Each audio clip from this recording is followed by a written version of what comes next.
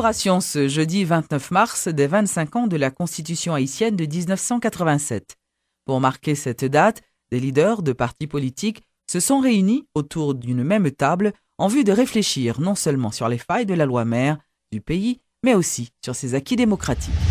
La société civile a dressé un bilan positif du respect de la Constitution haïtienne de 1987.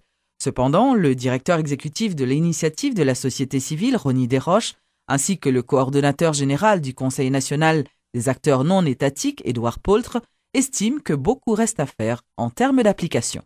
La Constitution haïtienne li aide peuple haïtien pour que li pas gagner des dictatures pérennes, n'est-ce pas, qu'on installées dans le pays. Et nous voyons que gagne une alternance qui fait dans le pays, que ce soit pendant les 20 ans du pouvoir Lavalas, même si c'est même tendance politique là qui était là, mais quand même c'est pas même président qui était là, entre M. Aristide, M. Préval, il y a un petit passe-coute, sont forme d'alternance. Et voilà que 20 ans après, nous avons une véritable alternance, parce que le pouvoir Matélia n'a pas gagné même sensibilité politique avec le pouvoir Lavalas. Donc, une vraie alternance qui fait, moins quoi qu'au niveau de respect des droits du citoyen à s'associer, à s'exprimer, à voter, à exprimer ses droits politiques, à exercer ses droits politiques. Il y a de belles avancées depuis 1987, mais il y a certains bagages qui sont négatifs. La décentralisation qui est proposée, qui est annoncée par la Constitution, on ne l'a pas eu véritablement. Jusqu'à présent, les pouvoirs en place ont bloqué la décentralisation. Nous toujours avons des problèmes tout à propos du régime politique que nous gagnons dans le pays. Le fonctionnement entre la primature et la présidence n'est pas jamais harmonieux pendant toutes 20 et quelques années. Les rapports entre législatif et exécutif sont toujours extrêmement conflictuels, ils n'ont pas aidé à les pays. Je crois que nous avons passé main qui pour faire dans la Constitution pour nous capables de modifier le régime politique là afin que lui corresponde davantage à nos mœurs politiques, à notre culture politique. Nous croyons que l'organe des pouvoirs judiciaires là, c'est le grand absent de processus démocratique là jusqu'à présent dans l'application Constitution. Et jusqu'à nos jours, CSPJA pour qu'on jamais installé, malgré toute promesse, malgré tout engagement que tout pouvoir prend, jusqu'à présent, l'hypocor jamais réussi à installer. Le dysfonctionnement de la justice là, lié avec question impunité qui gagne dans le pays, plus yo maintenu pouvoir judiciaire là en bas l'obédience et pouvoir exécutif là, ou pour joindre et question impunité arrêter la grande réalité en Haïti. L'ambassadeur américain accrédité en Haïti, Kenneth Merten, dit souhaiter que les parlementaires s'activent en vue d'organiser au plus vite la séance de ratification du Premier ministre. Selon le diplomate, il y a beaucoup à faire dans le pays et en ce sens, on ne peut plus perdre de temps dans le cadre de ce dossier. Dans la situation actuelle, situation nous gagne aujourd'hui, bagaille on toujours bloqué. Et nous-mêmes, nous aimons coopérer avec tout acteur ici en Haïti pour que le pays a décoller. Et situation nous gagne qu'on y a là, pas permettre nous faire travail nous besoin faire, que nous besoin faire ensemble pour attirer investisseurs, pour faire investissement que nous avons fait avec acteurs haïtiens pour avancer, pour développer le pays. Et moi-même, moi crois qu'année ça, c'est une année cruciale pour Haïti. Il y a un pile de travail pour nous faire ensemble pour que le pays ait un bon avenir, pour que nous ayons un espoir pour l'avenir. Et par exemple, il y a un investisseur qui veut venir ici dans le pays pour investir, pour créer des jobs.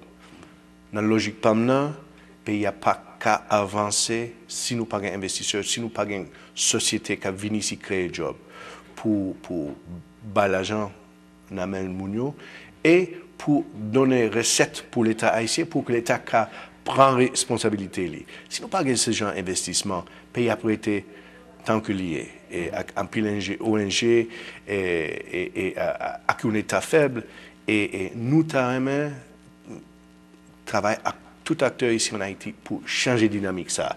Il y a un certain travail qui est besoin fait pour assurer que le dossier est correct. Chaque partie du gouvernement, exécutif, législatif, il y a une responsabilité par eux. Mais si vous demandez qu'est-ce que ça voulait pays États-Unis, nous travaillons que vous fait processus la vite. Il y a un bagage pour nous faire ici ensemble. Et on comprend que le dossier pour choisir un premier ministre, choisir un gouvernement, c'est un bagage important. Mais il y a l'autre bagage qui est important pour le peuple haïtien tout.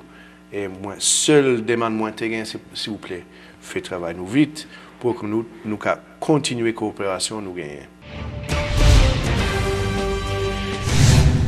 Le Bureau de monétisation a mis fin ce jeudi à un atelier visant à clôturer le programme d'urgence communautaire Cash for Work.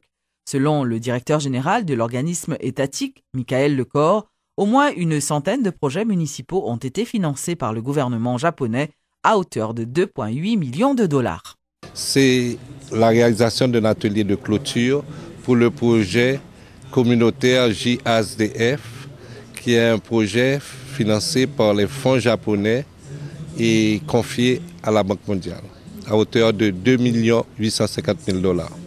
Ce projet a été réalisé, c'est un projet à haute intensité de main-d'œuvre qui a été réalisé à Port-au-Prince et dans la commune de Port-au-Prince et aussi dans les villes de Hèche, Mirbalais, Gonaïves et Saint-Marc. C'est un projet qui devait durer 1 an, c'est le bilan qu'on fait et aussi les acquis. On va insister sur les acquis, aussi sur les faiblesses du projet. Donc c'est un projet qui n'est pas seulement un projet à haute intensité de main-d'œuvre, c'est un projet qui a eu une participation forte des femmes et aussi c'est un projet où la sensibilisation, on a insisté beaucoup sur la sensibilisation afin que les ouvrages réalisés dans le cadre du projet puissent avoir une certaine durabilité. Vous parlez de faiblesses enregistrées dans le projet Cash for Work. S'il y a quelque chose qu'on peut dire de négatif, qu'est-ce qu'il y a? Ce qui a été négatif, c'est qu'il y a eu des corrections à faire dans certains ouvrages d'art et maintenant les exécutants ont pu faire les corrections nécessaires et respecter les règles de l'art. Lancement ce jeudi de la 5e édition du festival Destination Aquin. Selon la présidente de la fondation Aquin Solidarité, Magali Como-Denis, cette activité qui se déroulera du 5 au 7 avril a pour but de mettre en valeur la culture de cette ville.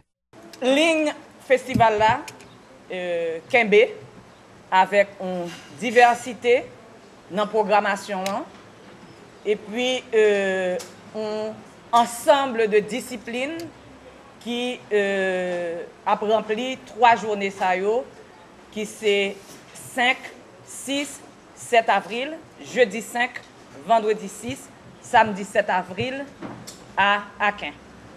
Nous avons concerts comme d'habitude, nous avons les conférences, nous avons des ateliers, nous avons des expositions. Année ça, nous allons aller plutôt vers des expositions documentaires. Nous avons aussi quelques nouveaux partenaires. Ce festival s'enrichit tous les ans, avec toujours une plus forte participation des Aquinois de la diaspora. Et ça, c'est vraiment un acquis qui irréversible et qui d'ailleurs vient tourner presque en contrainte pour la Fondation, qui s'est présent ça et qui fait qu'en sorte, nous, Kadi, nous commençons, même si nous ne sommes pas satisfaits, nous commençons à atteindre un ensemble d'objectifs que nous t'ai fixés.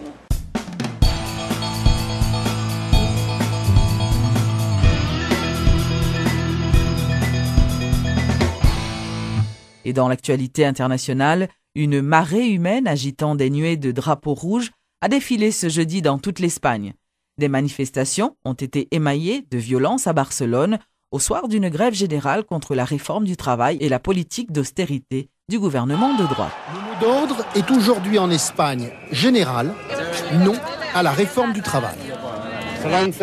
En un seul décret, ils ont détruit 40 ans d'avancées sociales. Depuis 20 ans, le pays n'avait pas connu une grève générale aussi importante. Au cœur des manifestations, l'on voit beaucoup de jeunes. Ils sont les plus touchés par la crise. Actuellement en Espagne, 45% des moins de 25 ans sont au chômage. Ils nous condamnent à des contrats d'1 an sans rien derrière. En plus, ils licencient nos parents plus facilement pour nous embaucher pour 3 fois rien. Aujourd'hui, malgré les réformes, tous les indicateurs économiques sont au rouge.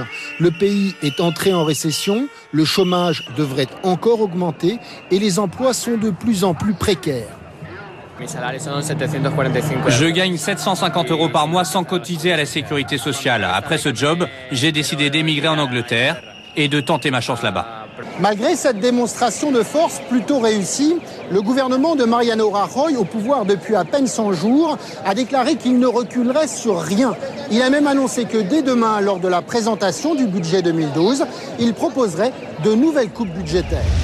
Après 5 heures de réunion, les leaders arabes ont adopté à l'unanimité, ce jeudi, une résolution au sujet de la crise syrienne.